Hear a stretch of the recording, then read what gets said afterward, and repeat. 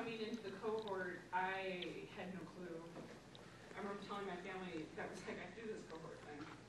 I'm not sure what that's about. So on one hand, it was really nice because I didn't really have any expectations on what, doing this together would look like. And it took me a long time to come to seminary when I knew I was probably avoiding it for probably close to 10 years. So I know when I came to seminary that I remember praying a prayer that said, I want to be on the front lines for you, God. And then 3 years ago when I came to seminary, it was very obvious that I did go on the front lines with God because, I got laid off from work. Just multiple things were happening to me. I had medical issues. I had,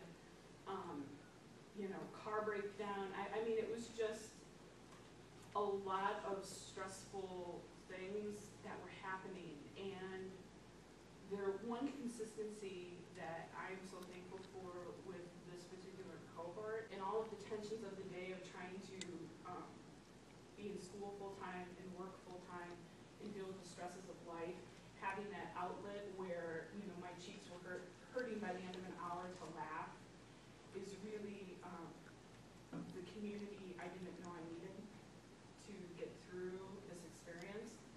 So, thank you all very much. When I think of the core, I just think, God is good. And as Kristen was saying, 3 years ago we entered in and just thinking, probably like a lot of you, like, who am I to go to seminary, or what's it going to be like, or you have these expectations. And I've just been really blessed and appreciate the fact that God has taken down those expectations and been able to be with ordinary people just like me, and it's God who's called us. And week in, week out, the last 3 years, for me, just like all these guys, life has changed. There's been a lot happen. There's been children to have, yes. There's been 2 new additions to my family, and we moved and changed jobs and those things, but yet, I'm not alone in that. All these guys went through the same stuff. I think that was, for me, one of the biggest blessings, just to see that, hey, it's not that I have to be extraordinary, it's that God is faithful, that God has called us, that God is the one working stuff out, bringing up our own issues, our own stuff from the past, or whatever it may be, and being gracious and allowing us to be at this place during this time, maybe somewhat to heal, maybe somewhat to prepare. And so, that's what I'll remember, I think, just during my cohort time. And I took a class last week. I took a philosophy class that I didn't get to take a couple years ago. And it was really weird being in class without anyone from Cohort.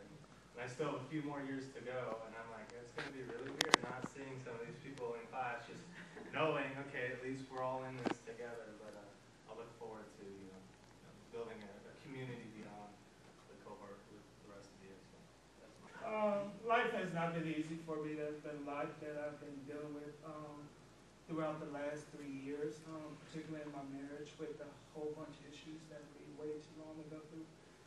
But it was good for me to have a cohort here that kind of just understood and supported me and kind of just backed me up and didn't give me a whole lot of judgment and just really just stayed there for me, prayed for me, cared for me, held me accountable to some things, kept me in check about some things, made sure I remember some stuff. But I'm glad I was in a group of people that I didn't have to pretend to be somebody I wasn't, to put on a fake smile and a Christian hat and walk around and act like my life was perfect. But I had a group of people that was really open to hearing my mess and letting me share what's going on in my life and get some positive feedback from. So everything else, besides the wonderful humor and the Norrisology and all the great things we have explored, I think the most memorable part for me was the day we got together and actually shared our life stories and experiences. Yeah, that first meeting was just, I think we bonded right after that meeting. It was just a wonderful time to sit and share and open up and be honest about who we are and where we come from and what we hope for.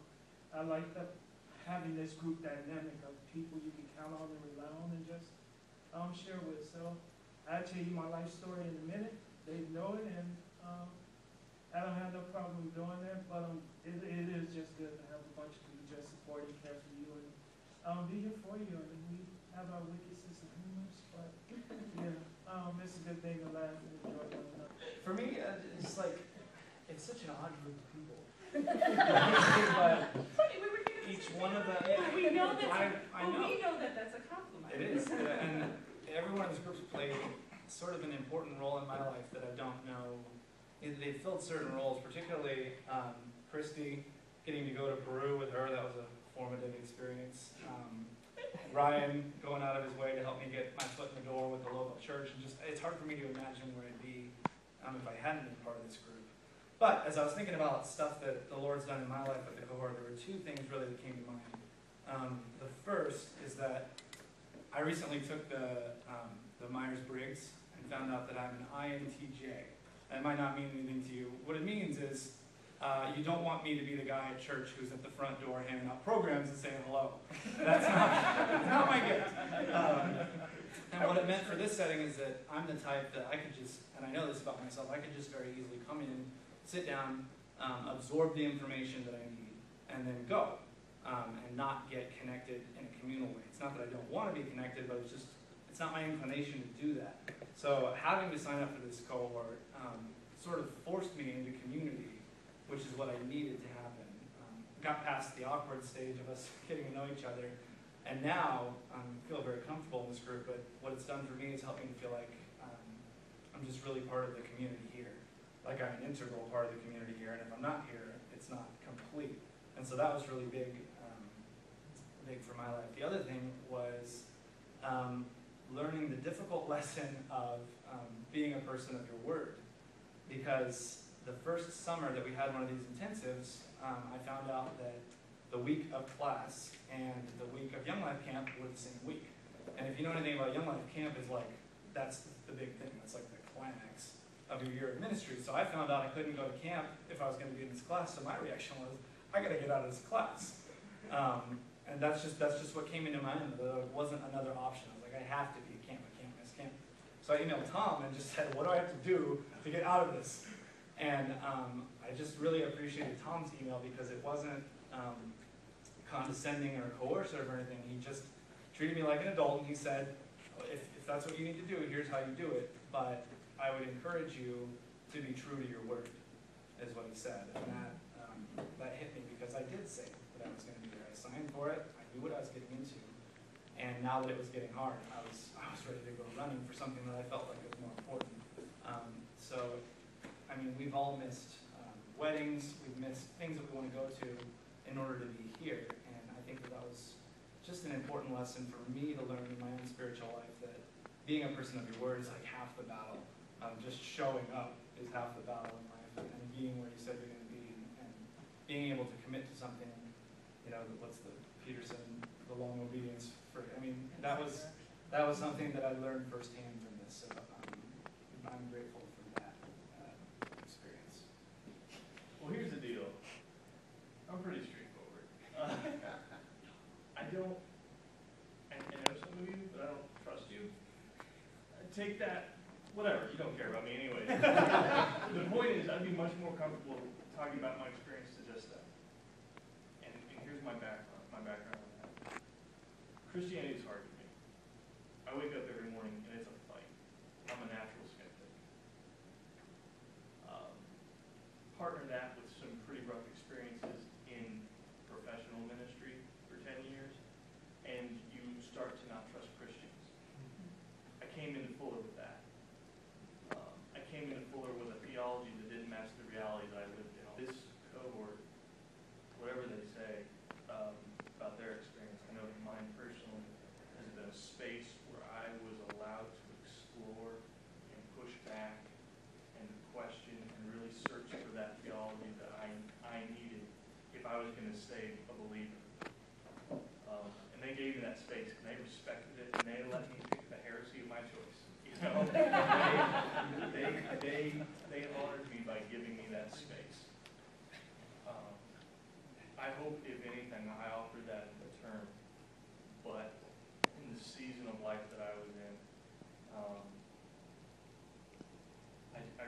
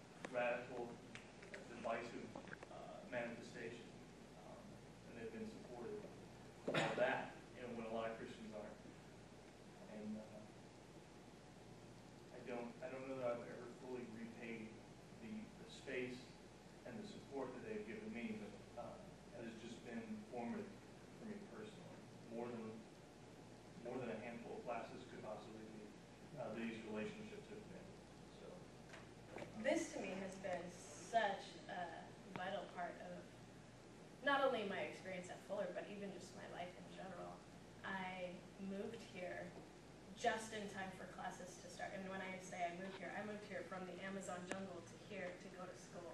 And I didn't know anybody here. I didn't know anybody in the whole city.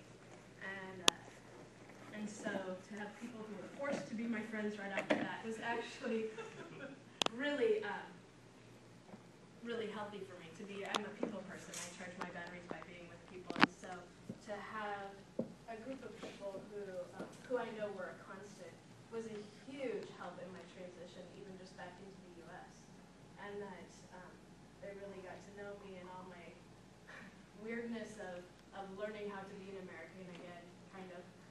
And to see how deeply my relationship with them have grown. I would have never actually even imagined that we'd be so close with such especially a random group of people. But Mike and I spending, last summer in the jungle barefoot together, and Gina and I lived together for a little while, and On more than one occasion. and I'm her emergency contact. And I mean, just these depth of relationships. And Krista might come be with me for a while in India next year. Just the depth of these relationships has gone beyond what I could have imagined. And I just hope that you guys could also possibly experience this depth of relationship with the rest of, some of these people here at Fuller, because that has enhanced my learning of just the body of Christ, of other scholars, and getting other ideas that have been so different from my own. I mean, it really, without a group of people, I'd say that my education would have only been 50% of what it could have been without this group of people teaching me too. So it has definitely been something that's changed my life in a very The cohort concept was one reason why I came to Fuller, because I wanted the idea of a group of people that we went through an experience together. I know that it's really, really easy for us to fly in, fly out, and get on with our lives. And at the same time, I went through what for me was a major life change in moving from the corporate world, where committees are together because they have to be together and they have a common sense, to a group of people who we share classes, but we don't necessarily share the same goals. So it's been a really interesting situation. It has forced me to let go of my desire to control and manage every detail of life. Okay, I'm learning. It's a process. It's a process. But I've also learned the value of being sort of with intergenerationally with people. I'm going to be 53 next week, and so it's really kind of cool to be the old lady of the bunch, but still not know what my life is going to look like after graduation, like so many of us do. And to give it over to God and go, okay. And I've learned huge lessons about faith from the people in this group who don't know what tomorrow looks like, but are still trusting in God. And I've seen them walk it out and work it out, and so that has been really huge for somebody who always wants to know what the next step is. So I am grateful for late night study sessions, for late night texts, and for people who look at me and go, just shut